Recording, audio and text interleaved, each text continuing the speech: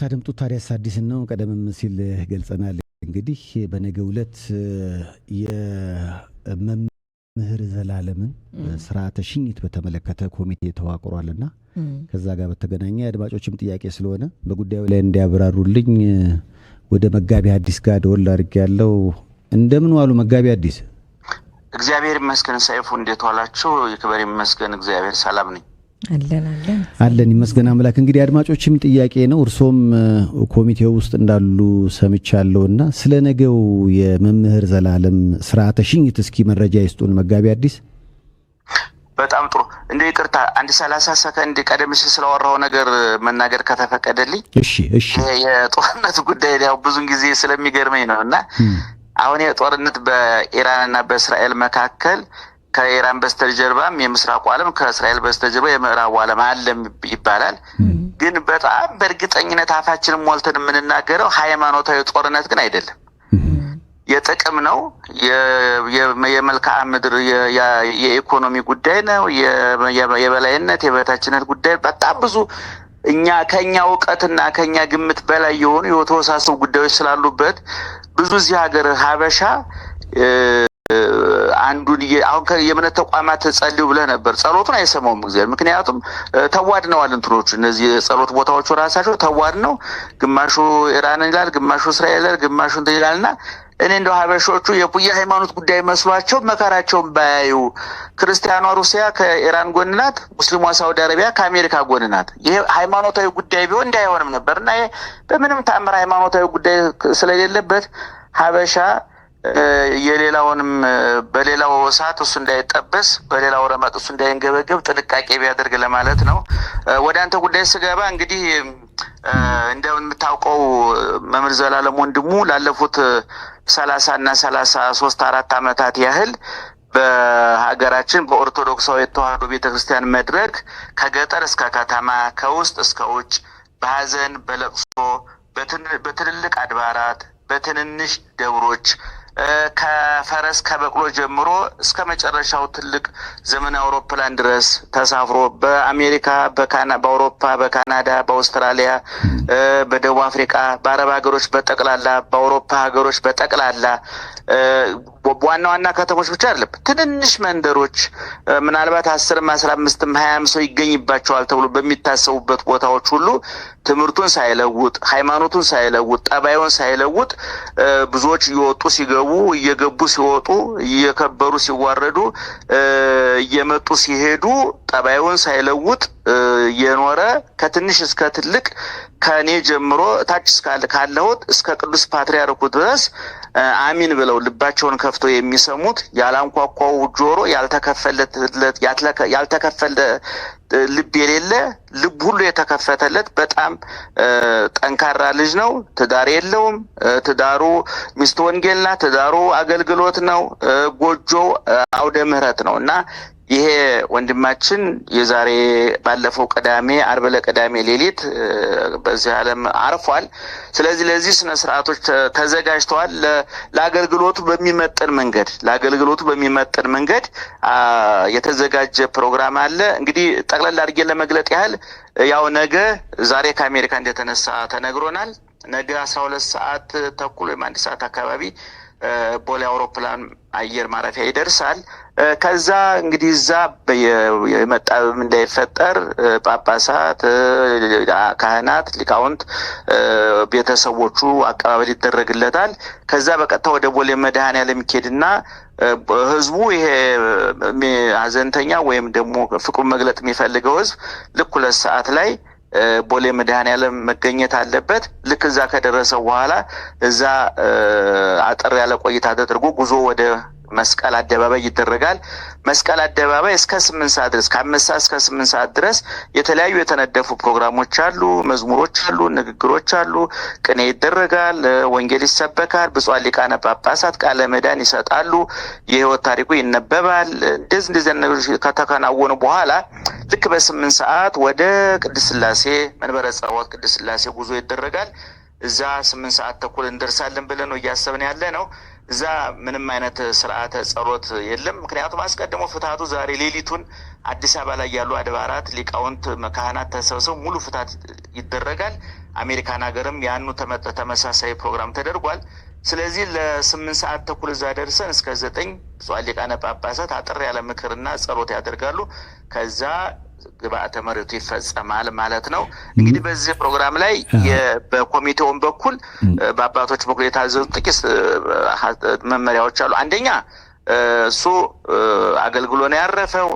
እውነቱን ለመናገር ይሄ የነገው ሽኝት ለዘላለም እኛ በእኛ በኩል ምስጢሩን ስለምናውቀው እንደ ተክሊሉም እንደ ሰርጉም ነው የምንቆጥረው። እውነቱን ለመናገር እንግዲህ እድሜው ትንሽ አይደለም፣ ግን አላገባም፣ ትዳር የለውም። ስለዚህ እንደ ሰርጉም ስለሆነ ነጭ በነጭ ተለብሶ እንዲመጣ ኮሚቴውም ከኛ በላይ ያሉ አባቶችም ወስነው ነግረውናል።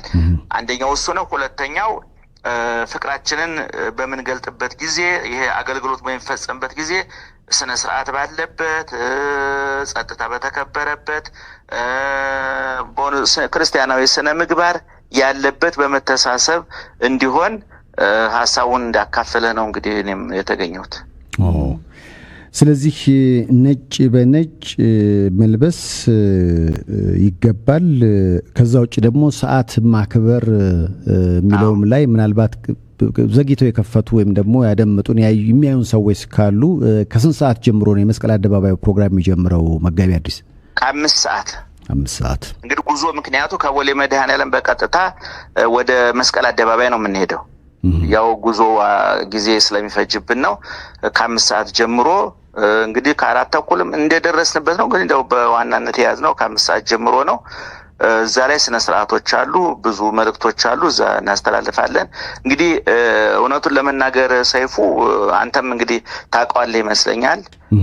እሱ ጋር ያሉትም ወንድምና የወልሰም የሚያውቁት ይመስለኛል። በጣም ጠንካራ ልጅ ነው። ጠባዩን ያለወጠ ጠንካራ ልጅ፣ የንባብ ሰው፣ የምስጢር ሰው፣ ቤተክርስቲያኒቱ የምትመራው እንጂ ልምራ ያላለ፣ ልከተል እንጂ ላስከትል ያላለ፣ ልኩን መልኩን የጠበቀ። መቼም አንድ ሰው ሙቶ መከበር ቀላል ነው። ሰው በጉልበትም ሊከበር ይችላል። ሙቶ መከበር ግን ጥቂት ሰዎች የሚያገኙት እድል ነው። እንግዲህ ሰው በህይወቱ ሳለ 4 ነገሮች ካላባከነ ሞቶ ያምራል ብዬ አምናለሁ። አንደኛ ጊዜውን፣ ሁለተኛ ገንዘቡን፣ ሶስተኛ አካሉን፣ አራተኛ እውቀቱን። አሁን ቅድም ስለ ሲጋራ ታወራ ነበር፣ ትናገር ነበር አይደለም? አሁን ሲጋራ ስታጤስ ገንዘብህንም ገላህንም ነው የምታባክነውና እንግዲህ ለመከበር በቁም እያለህ ያልባከነ ጊዜ፣ ያልባከነ ገንዘብ፣ ያልባከነ አካል፣ ያልባከነ እውቀት ካለህ ያ ያላባከንከው ጊዜ፣ ገንዘብ፣ እውቀትና ገላ ስትሞት ትከበርበታለህ ማለት ነው። እና ወንድማችን በጣም ትንሹ ትልቁ ሁሉም ተስማምቶ ነው ዘላለምን የሚወደው። እንዳልኩህ የትኛውም በፖለቲካዊ ጉዳዮች ውስጥ የሚገባ ሰው አይደለም። በማይመለከተው አይዘባርቅም፣ በማይመለከተው ጉዳይ አይገባም። እና በዚህም እንደው ልጁንም ለሱም ካለን ክብር አንጻር እንደው ከጠቅላይ ቤተ ከቅዱስ ፓትርያርካችን ጀምሮ በተዋረድ ጠቅላይ ስራ አስኪያጁም የአዲስ አበባ ሀገረ ስብከትም እንደገና ደግሞ የመንግስት አካላትም አንዳንድ ጉዳዮችን እንዲፈቅዱልን ስንጠይቅ በደስታ እውነቱን ለመናገር ያንኳኳነው ሁሉ በር ተከፍቶልን የጠየቅነው ሁሉ ጥያቄ ተመልሶልን በእንዲህ አይነት ጉዳዩ ተባብረውናል። ለመንግስት አካላትም ለአየር መንገዱም ለሁሉም ለጸጥታ ቢሮም ለሁሉም ለተባበሩን አካላት በሙሉ ምስጋና እናቀርባለን። እግዚአብሔር ይስጥልን። ምናልባት እንደው መምህር ዘላለምን በተመለከተ አንድ ነገር ትዝ ስላለኝ ነው። ካሁን በፊት አግኝቼው ነበርና ነፍሱን ይማርና የተገናኘ ነው አሜሪካን ሀገር ከአሜሪካን ወደዚህ የሚመጣ ፕሌን ውስጥ ነውና ዲሌይ ነበረው። ማለት የ2 ሰዓት ተኩል መዘግየት አለው ሲባል ያው እኔ እዛው ተርሚናል ውስጥ ወዲያ እያልኩ ነበርና ከገባን በኋላ መጨረሻ ላይ ነው እሱ የገባው እና ፕሌኑ ከተነሳ በኋላ ሰዎች ሲንቀሳቀሱ ተገናኘን እና 1-2 ሰዓት ተኩል ዲሌ ያለ ሲባል እንኳን አገኘው እንደውም የሚያጋጠመኝ ልንገር ብሎ ነገረኝ። 2 ሰዓት ተኩል ዲሌ ያለው ሲባል እሱ ያደረሰው ሰው ጋር ቆያት ዲልና እዚህ አካባቢ ቤተክርስቲያን ጸልዬ እንዲሄድ ብሎ ነው። እና እዛው አካባቢ ኤርፖርቱ አካባቢ ዳላስ ኤርፖርት አካባቢ ያለ ቤተክርስቲያን ለጸሎት ይሄዳል። ልክ ሲሄድ ደግሞ እዛ ቤተክርስቲያን ውስጥ ለሰበካ የቀጠሩት ሰው ቀርቶ በቃ ዘምረን እንለያይ ተባብለው መዘመር ጀምረዋል። ከዛ ልክ እሱ ይሄድና እየጸለየ ያለ አንድ ሰው ያየውና ወይ መምህር ዘላለምን የሚመስል ሰው በመልክ ብቻ ነው ወይስ አንተም ሰበካ ትችላለህ ይለዋል። አይ ራሴ መምህር ዘላለም ነኝ ሲል አላመንም።